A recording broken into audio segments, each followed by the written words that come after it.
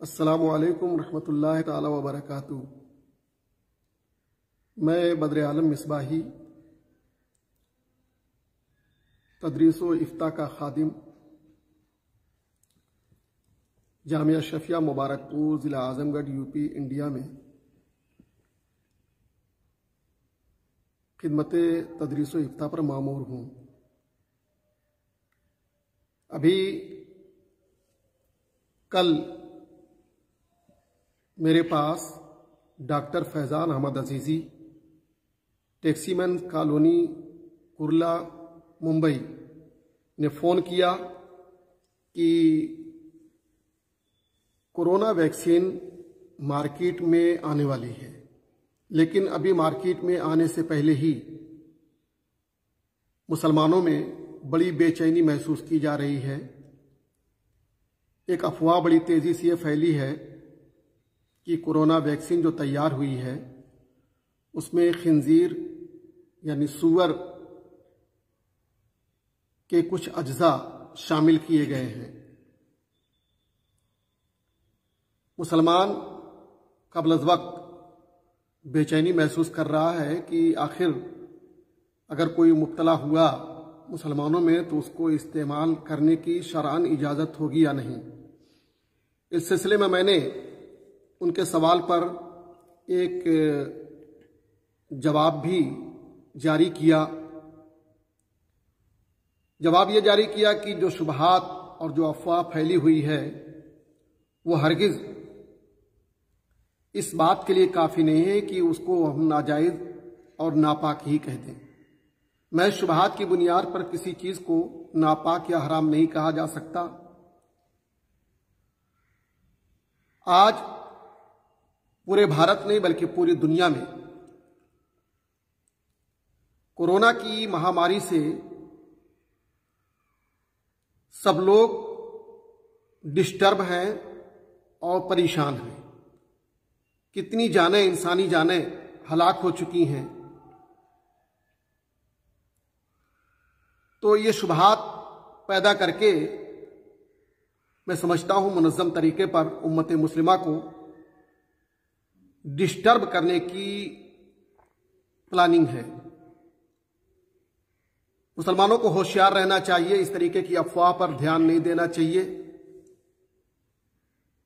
और अगर ऐसी वैक्सीन आ ही गई, आपको मालूम हो चुका है रिसर्च से, तहकीक से कि उसमें खिंजीर या किसी भी हराम चीज के अज्जा शामिल किए गए हैं, तो जान बचाने के लिए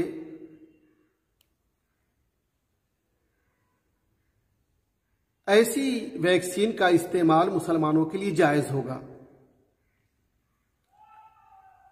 अब इससे बड़ी दुश्वारी और क्या महसूस करेंगे आप। कोरोना जैसी बीमारी ने न जाने कितनी इंसानी जानों को हलाक कर दिया।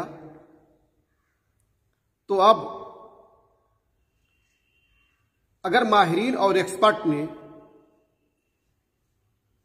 कोरोना की ऐसी वैक्सीन तैयार की है जिसमें खिंजीर के अज्जा, सूअर के अज्जा शामिल किए गए हैं, लेकिन एक्सपर्ट और माहिरीन का ये कहना है कि इस वैक्सीन के जरिए इंसान कोरोना जैसी मुहलिक बीमारी से नजात पा सकता है और इसके अलावा कोई दूसरा ऑप्शन भी नहीं है।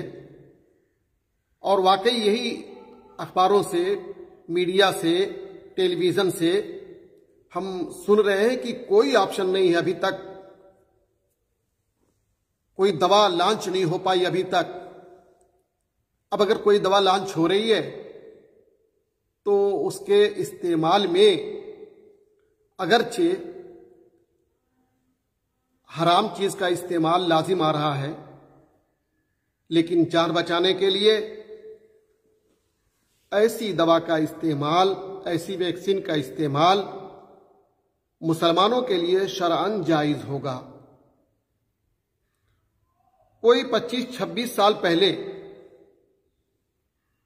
एक बहस ये खड़ी हुई थी कि अल्कोहल मिली हुई दवाओं का इस्तेमाल, जाहिर सी बात है अंग्रेजी जो दवाएं हैं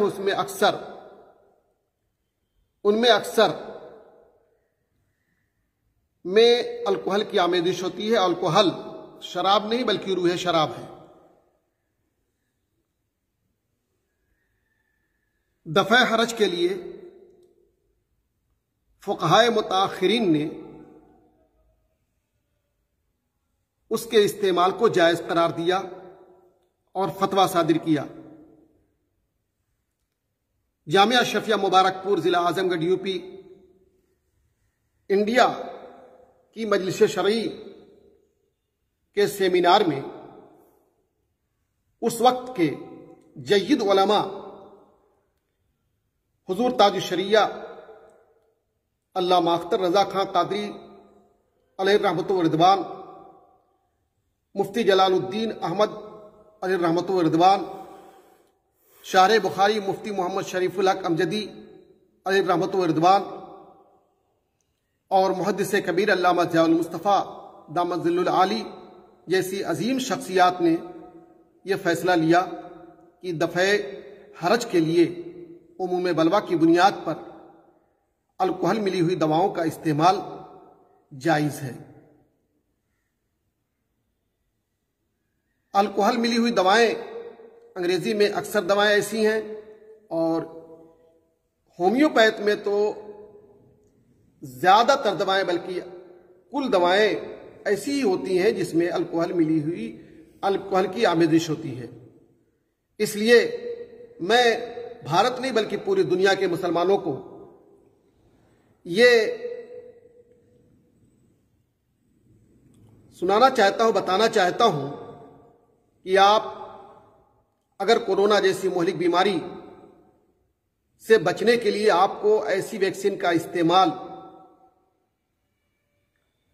करना जरूरी हो रहा है तो आप जरूर इस्तेमाल करें, कोई हरज नहीं। वल्लाहु आलम बिस्सवाब।